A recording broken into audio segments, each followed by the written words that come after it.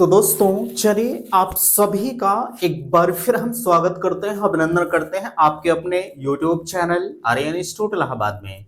दोस्तों जैसा कि बोर्ड पर आप देख पा रहे हैं, आप सभी के बीच में अगर देखा जाए तो लगातार आपके कमेंट आ रहे हैं कि भैया आखिरकार जो यूपी डीएलएड एडमिशन 2024 की प्रक्रिया है आखिरकार वो कब शुरू की जाएगी।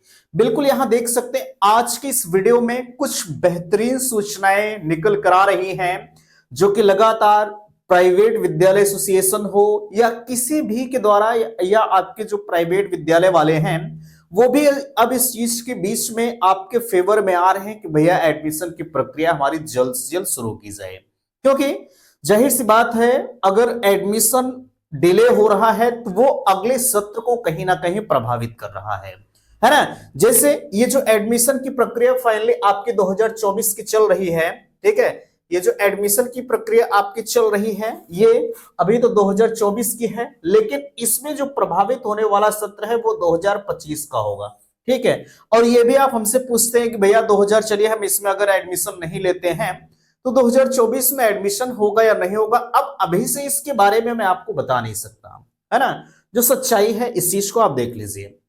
देखिएगा यहां एडमिशन संबंधित बिग अपडेट्स कब होगी, कोर्ट में सुनवाई, कोर्ट केस जो ऑफिशियल स्टेटस क्या है, और यहां बड़ी चीज ये आपके बीच में दी जा रही है कि 13 दिसंबर को हो सकती है सुनवाई। अब इसमें यार कितनी सच्चाई है। अच्छा, कल परसों जब मैंने आपको वीडियो बनाया था तो भैया उसमें बताया था कि 15 दिसंबर तक आपके रैंक कार्ड का जिक्र किया जा रहा है। जाहिर सी बात है ये कहीं ना कहीं जायज है। अगर 13 दिसंबर को आपकी इस मामले की सुनवाई होती है तो कहीं ना कहीं जो 15 दिसंबर का जिक्र किया गया है वो सही हो सकता है ना। लेकिन बिल्कुल इस पर चर्चा करेंगे। रैंक कार्ड क्या है, रैंक कार्ड के लिए शुभ संकेत, 12 वालों को मौका मिलेगा या नहीं मिलेगा, और तमाम ऐसे कॉलेज जो डायरेक्ट एडमिशन की प्रक्रिया कर चुके हैं या कर रहे हैं आज भी, क्योंकि अभी आपको बेहतर तरीके से पता है कि भैया आपका एडमिशन नहीं हुआ है, ठीक है। तो चलिए हम फाइनली इन सभी मुद्दों पर चर्चा करेंगे। मैं निवेदन आप सभी से करना चाहूंगा कि प्लीज अगर चैनल पर पहली बार विजिट किए हैं तो चैनल को सब्सक्राइब जरूर करेंगे। सबसे पहले यहां देखिएगा एडमिशन के संदर्भ में जो सूचनाएं हैं, कल जब मैंने आपसे बताया था तो कहा था कि मेरे भाई पीएनपी के द्वारा जो है डबल बेंच में अपील को दाखिल कर दिया गया है, ये सूचनाएं हम लोगों को मिल रही है ना। लेकिन एक चीज इसमें यह है, अब चलिए अपील को दाखिल किया गया, अपील को दाखिल करने के बाद आपकी जो अगली प्रक्रिया है वो ये होती है कि अब कोर्ट किस डेट को आपके मामले को सुनेगा, है ना। ये चीज आप हमसे पूछ रहे थे, तो इस चीज के बारे में जब हमने जानने का प्रयास किया तो ये सूचनाएं निकल कर आई है कि 13 दिसंबर को आपके मामले की सुनवाई हो सकती है। बट आप कोर्ट के इस ऑफिशियल स्टेटस का जिक्र करेंगे कि भैया कोर्ट, अच्छा अगर 13 दिसंबर को जो है सुनवाई होगी तो कहीं ना कहीं कोर्ट की वेबसाइट पर ऑफिशियल स्टेटस भी आना चाहिए।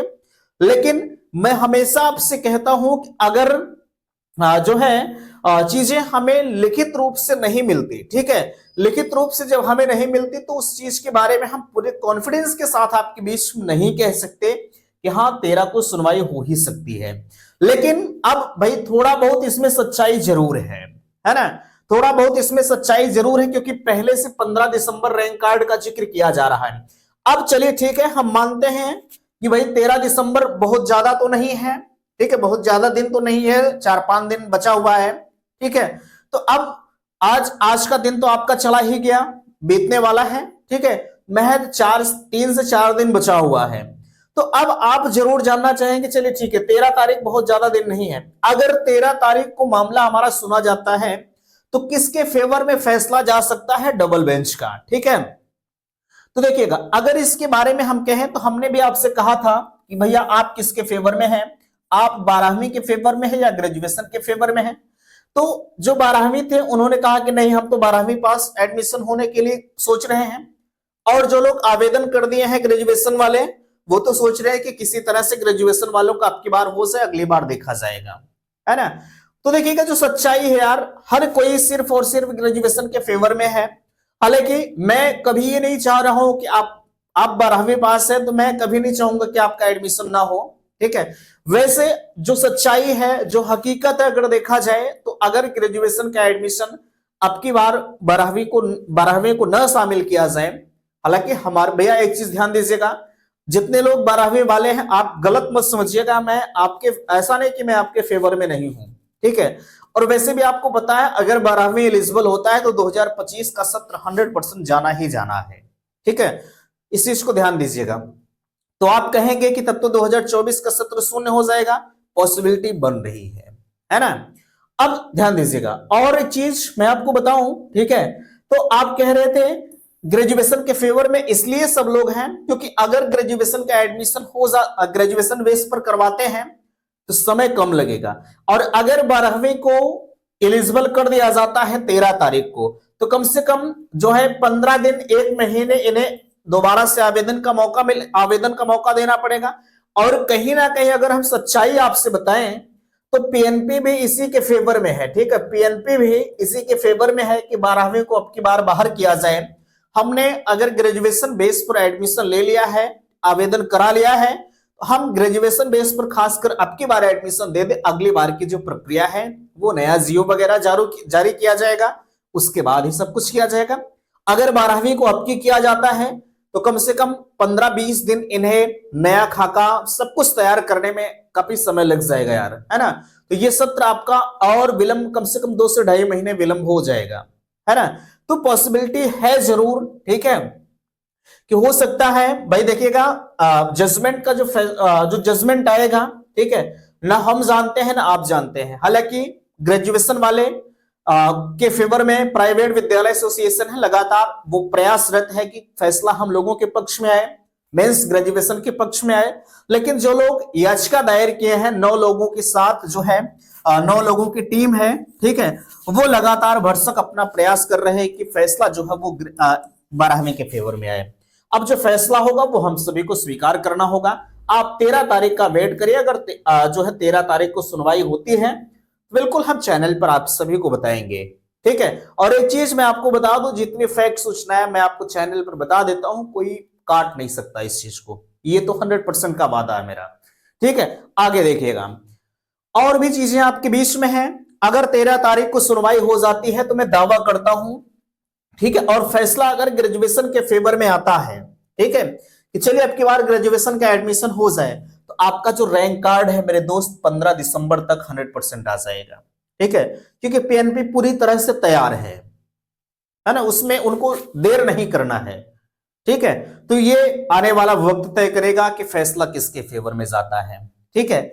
चलेगा यहां 12 वालों को मौका मिलेगा या नहीं मिलेगा, ये चीजें अगर 13 तारीख को सुनवाई होती है तो मैं आपको बताऊंगा।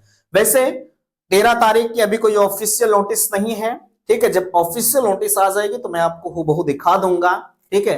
तो इसमें कितनी सच्चाई है अभी फिलहाल के लिए बहुत ज्यादा मैं कॉन्फिडेंस के साथ तो नहीं कह सकता, लेकिन कुछ एक्सपर्ट के द्वारा बताया जा रहा है, ठीक है, कि 13 तारीख को सुनवाई हो सकती है। अब डेट मिलती है कि नहीं मिलती है वो तो आने वाला वक्त देखेगा। हालांकि लोग प्रयास कर रहे हैं कि 13 तारीख की डेट मिल जाए, क्योंकि एडमिशन का मामला भैया बहुत ज्यादा विलंब हो चुका है यार, कम से कम 3 महीने विलंब हुआ है, ठीक है। अब तक आपका 3 महीने फर्स्ट सेमेस्टर का बीत गया होता। चलिए यहां तक की चीजें उम्मीद करते हैं कि आप समझ गए होंगे। बात आती है डायरेक्ट एडमिशन की, ठीक है। आज भी अगर हम बताएं तो कई ऐसे कॉलेज वाले हैं जो यार नाजायज तरीके से बच्चों का एडमिशन ले रहे हैं, ठीक है, सिर्फ और सिर्फ पैसे के चक्कर में, न एडमिशन का भी कहीं कोई पता नहीं, और बच्चे भी उसी तरह से हैं, ठीक है। वो अच्छी अच्छी बातें कहते हैं कि हमारे यहाँ सीट भर गई है, ये है वो है, तमाम तरह की चीजें लाते हैं, लेकिन आप मेरी बात को नहीं मानते। हमें लगता है आप मेरा वीडियो नहीं देख पाते हैं, और जब आपका पैसा ले लिया जाता है कॉलेज के द्वारा तब आप मेरे पास कॉल करते हैं कि भैया हमारा पैसा ले लिया गया। मैं आपसे बार बार कहता हूं कि प्लीज आप सब किसी को एक पैसा मत दीजिए, क्योंकि एडमिशन नहीं हो रहा है, ठीक है। एडमिशन के सारे प्रोसेस अभी फिलहाल के लिए ठप पड़े हैं। अगर एडमिशन होगा तो आप मेरे ऊपर छोड़िए, वो मेरा उत्तरदायित्व तो बनता है, मैं आपको समय रहते हुए सूचनाओं को प्रोवाइड करूंगा, है ना। तो अभी आप इसके फेवर में मत जाइएगा। कॉलेज वाले कितना भी कहें कि हमारे यहाँ सीट फुल हो गई है, ठीक है, सीट के भरने में महज 5 सीट बची हुई है, ऑफर चल रहा है, ये इस तरह से ऑफर मिलते हैं यार, मुझे पता है, मैं इस फील्ड में काम कर रहा हूं, ठीक है। कहेंगे कि मेरे यहाँ ऑफर चल रहा है, 5 सीट बची हुई है, 10 सीट बची हुई है, 5 सीट पर एडमिशन के लिए हम 20,000 लेंगे, उसके बाद जो सीटें बचेंगी 40,000 हमारी फीस हो जाएगी, इस तरह से आपको ऑफर देंगे। लेकिन आप उनकी बातों में मत आइएगा, ये इसी को हम स्वीट्स पॉइजन कहते हैं।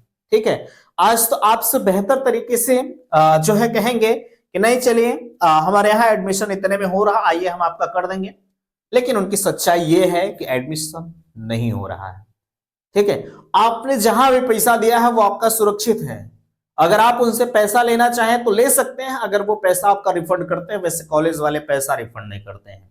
ठीक है, अगर ये कहते हैं कि आपका पैसा तो पीएनपी चला गया, वो सरेआम गलत है ना, 1% सच्चाई नहीं है, पैसा कहीं नहीं गया है, पैसा उनके बैंक अकाउंट में गया है।